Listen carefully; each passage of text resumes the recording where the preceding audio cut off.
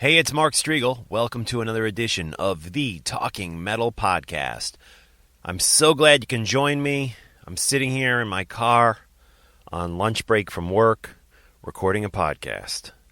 Hopefully it will be quiet enough. Not working in New York City currently. I finished up a gig there about a week and a half ago, and now I am back working for Sci-Fi, where I worked as a staff employee for like 8 years, and I quit there in 2011, and I'm back working with my old boss on a project for the next month or two. It's actually a bunch of different little projects, and psyched to be back. I'm working out of the New Jersey offices over in Englewood Cliffs, across the river from Upper Manhattan, and I drive to work every day, which is why I am now sitting in my car. And we are awaiting a big snowstorm. It's Monday. We're supposed to get hit hard starting around midnight tonight. Anywhere from a foot to 2 feet of snow in the middle of March is kind of, it was a mild winter, all right? And I don't really like mild winters, but I like a strong winter. I do like snow. I like the cold air, but I only like it for, up until the first week of March. Anything past that, I'm over it. And I'm actually ready for the warmer weather, even though it's been a mild winter. So, yeah, I'm sitting in my car, actually. I'm all over the place here. But there are plows. It looks like they are just testing the plows out right near my car, so I'm hoping that you're not hearing that, but you might. So, we await the snowstorm that is going to hit. I'm assuming I won't be able to drive to work tomorrow. I'm assuming the kids will not have school tomorrow, so I'll probably be home editing this podcast and putting it together. We'll see. Anyways, on to the metal, right? You guys know I like the traditional stuff, and as always, not as always, but as usual, we will be focusing on that today. What I'm going to do, follow this crazy concept, guys. I am going to play title tracks that I love. Title tracks are songs that are have the same name as the album that they're on. So, I guess what would be a real obvious example of a title track. Hotel California by the Eagles is a song, and it's the title track off the Hotel California record, right?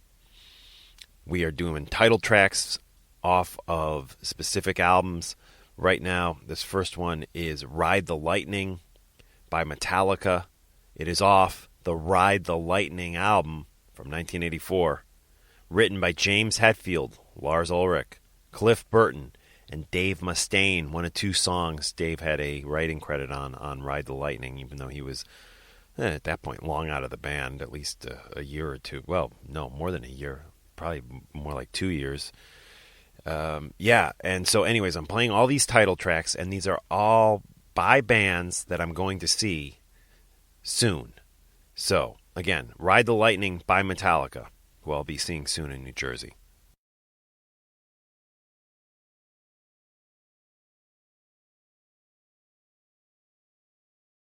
Ride the Lightning, the title track off of the Ride the Lightning record. Definitive Metallica. I love that. I miss James, the way James used to sing or scream or whatever you want to call it. I miss that rawness to his voice, the slightly higher register, or quite a bit higher register than he did later in his career.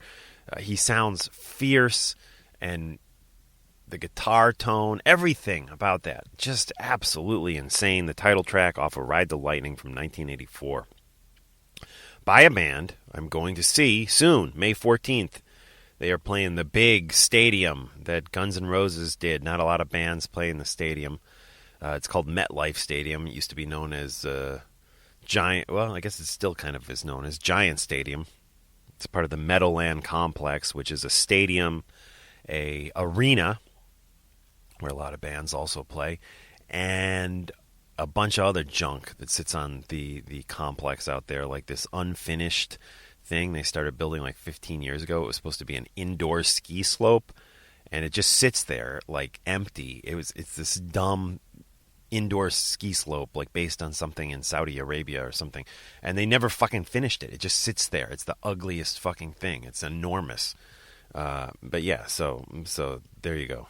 Jersey strong, right?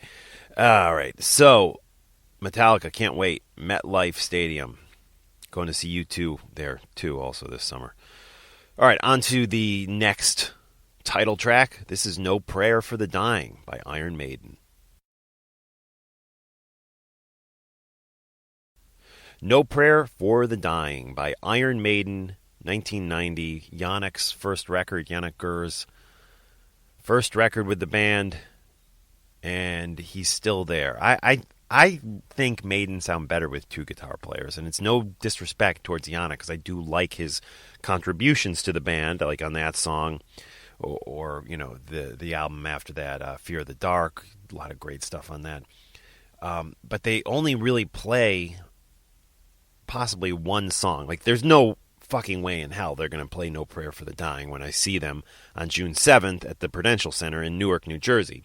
There's no way. I mean, I think they played that song live on that tour, but it's not one that I think has popped up in the set list much, if at all, since then.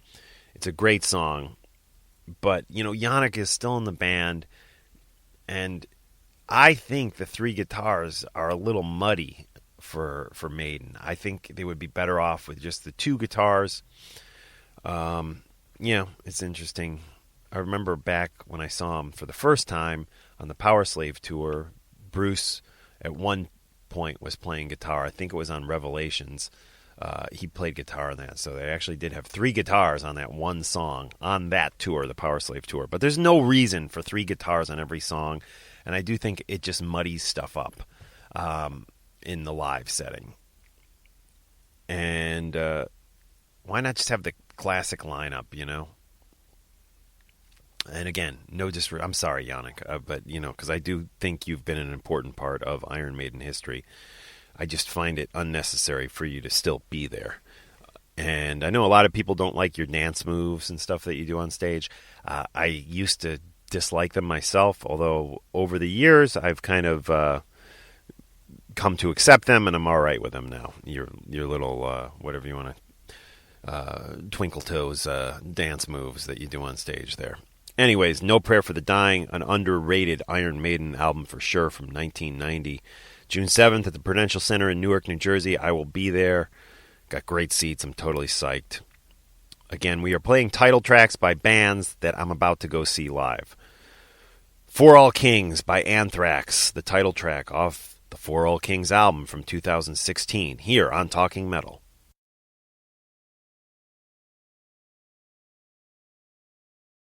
Cool, I'll be checking Anthrax out March 29th in Montclair, New Jersey, a simple 20 minutes from my house. We'll definitely Lyft it or Uber it over there so we can do some drinking, not worry about driving. Love concerts best when I can enjoy some alcoholic beverages and not have to worry about driving home afterwards. Oh boy, so a lot of stuff going on. I wanted to mention a few things here. We're keeping this music based. But, you know, I do a version of the show where we edit out all the music of Talking Metal. It's called Talking Metal, the no music version. It's a separate feed on iTunes. I pay for that feed through Spreaker, which is a podcasting kind of platform. And I'm going to get rid of that because I pay $50 a month for this Spreaker platform, which is originally something I got because Mitch LaFon was really hyping it to me. And it was I knew Blabbermouth liked to embed the players, and it was just an easy way. It is kind of cool. Like, they'll upload your track, if it has no music in it, directly to YouTube, where it can live forever for free.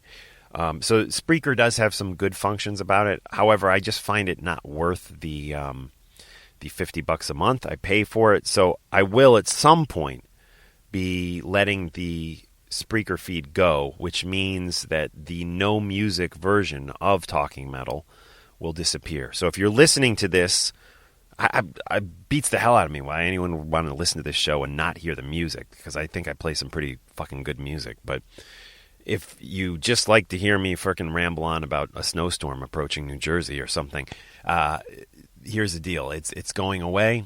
The no music version of the show is going away, at least on iTunes. I may, depending on how much time I have in my schedule, start doing a no music version that I just upload directly to YouTube, although that, of course, means I have to get it in a video format and do a little more work on my end. But I do like the idea of the interviews living infinitely forever on YouTube for free, which they won't on Spreaker. As soon as I discontinue that account, all that stuff is going to be gone. Again, and I have my own RSS feed that is what all you people who listen to the show with music are most likely getting the show through. So that won't disappear anywhere. That'll still be alive and up there.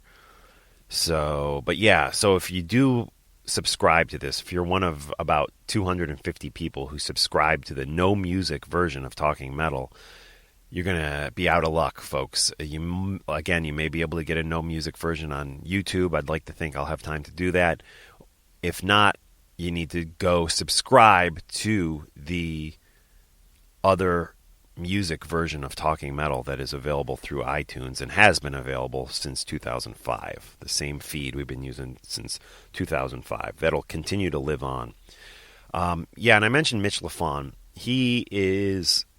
sadly, I'm a little bummed about it. He's going to be leaving the Talking Metal digital platform to go to Podcast One and get paid to do a podcast.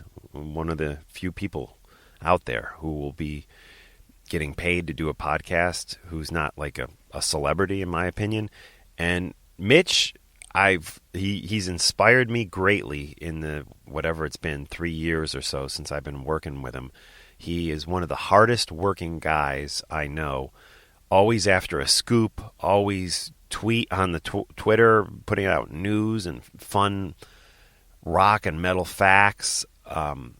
He lives and breathes this stuff day and night. Literally, if you watch his Twitter feed, it goes until 1 in the morning some nights, and then it's 7 a.m. It's back up and kicking again. So this guy deserves the podcast, a podcast that generates income.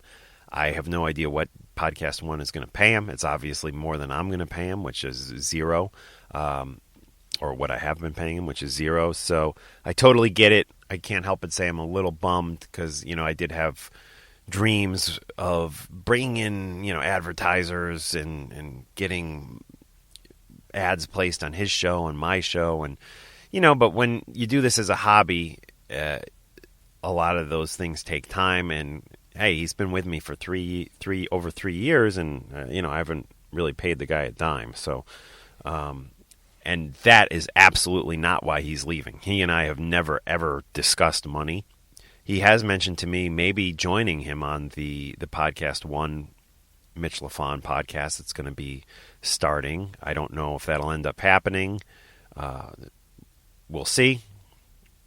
Definitely interested in hearing more about that opportunity. If that opportunity does happen, I guess I would be kind of like a sidekick co-host. Although, again, I don't know if that's going to happen. We'll see. He's under the Chris Jericho network, which, again, is on Podcast One. And he may still be contributing to TalkingMetal.com, the website, in some form. Again, we don't know what's going to happen. His show starts on March 29th, 2 days after I see Anthrax, or before I see Anthrax at the Wellmont in Montclair, New Jersey. So, yeah, good luck to Mitch LaFon, and the details will still be revealed as to what his participation will be with Talking Metal. So, on that note, I got Victor Ruiz, who has been a long time part of the Talking Metal family. He is helping me with news updates on Talking Metal, as well as Joey from the Rock Strikes 10 podcast may be helping out too a little bit with news updates. We have On This Day, where you can see rock and metal things that went down, like if today is March 13th or whatever, you can go to talkingmetal.com and see a bunch of stuff that happened on March 13th on our On This Day section. Leave comments. That's a great way to support the show. Go to the site, leave comments, visit the site frequently. Thanks. All right, so on that note, I wanted to read a little message I got on our Facebook page. This comes from Mike Lewson on the Talking Metal Facebook page. If you don't know the Talking Metal Facebook page, please go like it. It says, "Great show, Mark. Late comer to your podcast, but I very much enjoy. Keep up the good work. Also, thanks to your bride for thanks to your bride and all the other metal brothers that make the show metalrific." Yep, it's a word. Cool, dude. Mike, I appreciate your comment. Thanks for reaching out. And I love it. I'm getting so many people that are like calling themselves latecomers to this show that's been around almost 12 years, right? And I fucking love that. I think it's so fucking great because I've struggled, and now with Mitch kind of potentially leaving Talking Metal, I always worry, and maybe it's lack of confidence with myself. But John is obviously not. You might not even know John, Mike, but he's the guy I started the podcast with, and he was on last episode.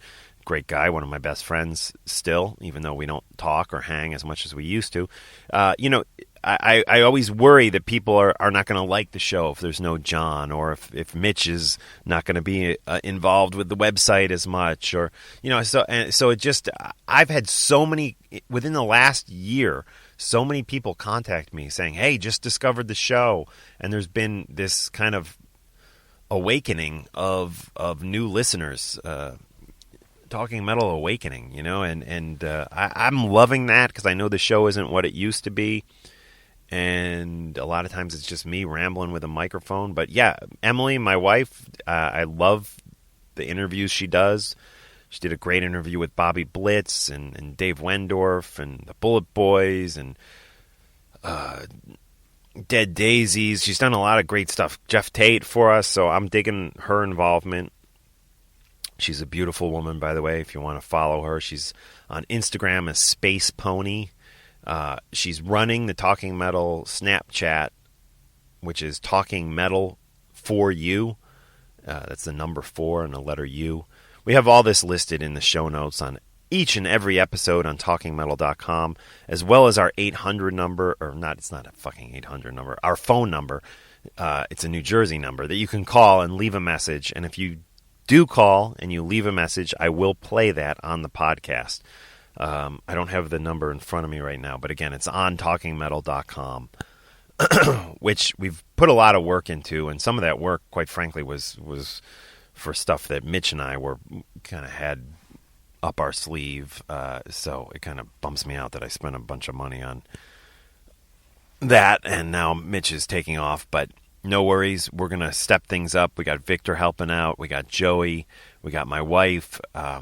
If you're a writer and you're interested in being a contributor, possibly a paid contributor to Talking Metal, send me some of your work. My email is mark@talkingmetal.com. 4 paragraphs or less about a timely metal or rock subject. I will read it, and I'm considering a lot of people, so please don't be offended if I don't end up using your work. That's the nature of the business. I like opinions, too. I like what Metal Sucks does. I'm jealous of Metal Sucks. Those guys make money doing what they do, but they work their frickin' tail off on it, and they have attitude, and they have opinions, and they're not afraid to spout and say those opinions. So, yeah. Send me your stuff if you're interested. And when I say it's a paid thing, You're not. It's nothing you're gonna. It's like gonna pay enough to like buy you a cup of coffee every day. Not much more than that, unless I start getting advertisers and things start really pumping up, which is the ultimate plan. But again, this is just a hobby, and I got a real job, which I have to get back into because I'm still sitting here in my fucking car. All right, guys, that's it. Be safe. Love the listeners. Love the new listeners, man. Special shout out to anybody who discovered this show within the last 4 years and you're still with me. Special shout out to you guys specifically because you guys are awesome, and I consider you newcomers to the family. And there's a long Talking Metal history, and I'm glad that the history is still being written thanks to newcomers to the show, and also thanks to the old-timers who are still with us. A lot of them aren't. A lot of them have dropped off, through the years. What happened to Exciter? John Casamano. Miss that guy. John, if you hear this, send me an email. All right. This is sort of a band that I'm going to see. It's Dio, all right? So I'm going to see Last in Line, which Last in Line was essentially started off as the original Dio band, minus Ronnie, obviously. It was Vivian Campbell, Jimmy Bain, Vinny Appice, and Claude Schnell. Claude Schnell was out of the mix fairly early on. Now, that lineup I just mentioned was the classic lineup that played on those first 3 Dio albums. Claude Schnell was out of the lineup pretty early on. Then, sadly, as we all know, Jimmy Bain, the great Jimmy Bain, we lost him on a Def Leppard cruise. He died out at sea. How fucking terrible. But remaining in the band is Vinny Appice and Vivian Campbell. They've brought in Phil Soussan, who played briefly with Ozzy in the Ultimate Sin era back in the 80s. I like Phil. I've met Phil. I've never had him on the show. I've asked him to come on, and he's like, yeah, I'll come on, and then radio silence. What I don't like is Phil's politics, which you rock stars out there, I don't care what side of the aisle you're on. The country's obviously divided in their politics. You're going to piss about 50% of the country off or more with your politics, and you're not going to. Phil Soussan is not going to convince me that his conservative ways are the right way and my way is the wrong way, which is one of the reasons I don't talk about politics much here on this podcast, because I'm very passionate about it. But listen, I have friends and family who disagree with me, and I love them. But I don't need to hear some fucking guy like Phil Soussan going on and on with like ridiculous conspiracy theories and nonsense. I have unfriended numerous guys. I'm still with you, Phil, on Twitter, but I'm close to unfollowing you because I just want to hear about your rock, because I love your rock.